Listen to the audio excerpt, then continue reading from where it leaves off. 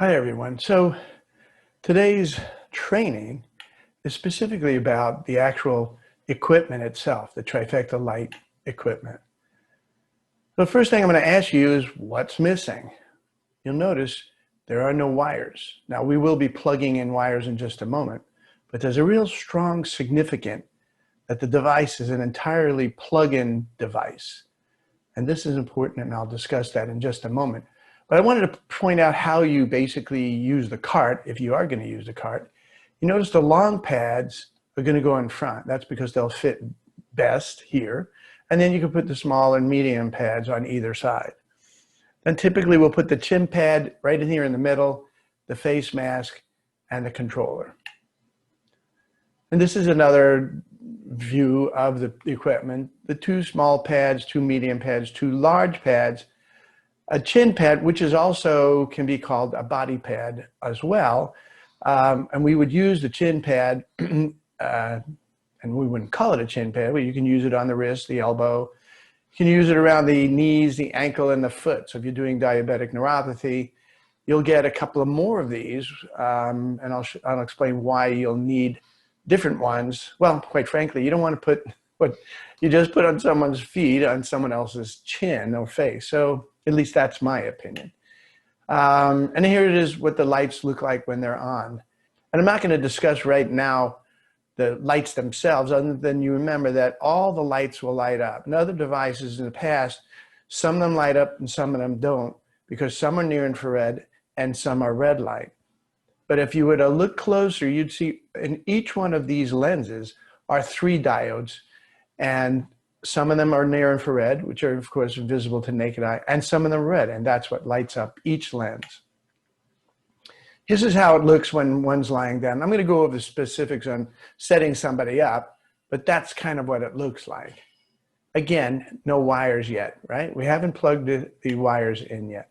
And here's what it looks like. To turn it on, we need wires. And but the point about plugging it in is very important. So let's discuss that now. One of the problems, a weak area on a pad, was where the wire went into the pad. And that would be from people yanking on it and pulling on it. I'm going to show you in a little while where the pads, are actually plugged in. And so if someone did yank on it, it would just come out. It would just unplug. I want to start off specifically with the power brick. I want you to take a look at the power brick, and I want you to see, do you have a blue light on? If it's not on, we've got a problem. And so let me talk to you about the power cord. So you're going to plug the power cord right in here from the wall outlet, and it goes right in here. If the light doesn't come on once you've plugged it in, then you've got a problem. But the problem is just the power brick. Or maybe it's the outlet that you've plugged this into. Most importantly, most commonly, people don't push, I will use the word shove, this plug in and secure it deep enough so that that's where the problem is. So make sure you've got a good outlet that something else would work on. Make sure you've shoved this in really solidly. And if the blue light still doesn't come on, when you call us, you just say, hey, you know what? I got a power brick problem, and we'll ship you out a new power brick. Now, on the other side, on one side was from the outlet. On the other side is the plug. So this is the outlet plug. Oh, and I want to point out also, this outlet plug can be changed. So if someone wants to use it in Europe, they would have a different plug here. Or in another country, they would have a different plug. But the power brick is universal. It's a universal power brick, in other words. And so then the wire that comes out from the power brick and is going to lead to the controller has a very unique plug. I'm going to show you how to plug that in, but just remember this is the uniqueness of this plug. And so this is the back of the controller, and right here is what houses the outlet that we're going to be plugging into in just a moment. I just want to show you that you have 8 ports, and each of these ports are controlled by their own toggle switch. Also, I want to talk to you about toggle switches in general. Look, a toggle switch has an O for off, and it has this line, which somebody decided means on. So by default, I would suggest that you set all your toggle switches before you plug anything in to O or off. Now we're going to plug into the outlet, and all we do is we take the plug, and it looks just like this. Remember, you'll have this set up, and then plug it in. Now we're going to plug the wires in that go to each of the body pads, and you'll know that we have 8 ports, but we only need 7 of them. Why is that? We have 6 body pads, we have a chin pad, and we have a face mask. Well, that's 8 items, but the chin pad actually plugs into the face pad. So you have an extra plug or an extra port, and that port is what our doctors commonly use for an extremity. And we'll show you that in just a moment. So this is the actual, I'm going to call this the turning it on. I think there's a video that's going to play. But I just want you to look at the controller. I mean, it's gorgeous, isn't it?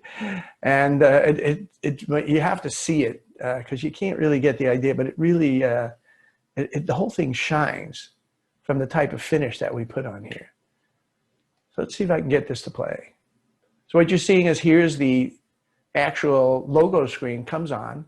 It just plays for a couple of seconds, and then the timer screen comes on, and you can set it for 10, 20, or 30, or 40 minutes, and then simply press the start button when you're ready to go. Now remember, I always tell everybody to start with the 40 minutes. Okay, I'm playing with it. Hold on. But I like you to put it 40 minutes on there, and the reason is the device itself should not go off before one of you are in the room to shut it off. So you'll have your own separate timer that you set for whatever you want for. But meanwhile, you set the device to 40 minutes. So you have a little buffer. So let's say the one on your body or on your front desk, the timer goes off, gives you a little buffer to get into the room. And then you come in and say, "Hi, Miss Jones. Hope you had a nice rest, but we're going to take you off now." And so if, the opposite of that, if the device goes off and no one's in the room, some of the people are going to feel ignored right from the get-go. You don't want that happening. So now I want to talk to you about the pad covers. On one side is a crystal clear plastic that allows the light to pass through very easily. And on the other side is material. And the reason for this is that if it was plastic on both sides, you know the plastic kind of sticks to the naugahyde and it makes it almost impossible for you to manipulate while you have the person, while you're trying to position the pads on the person. So we purposely made sure that we had material here that you'd be able to move the pads around once the person's in position.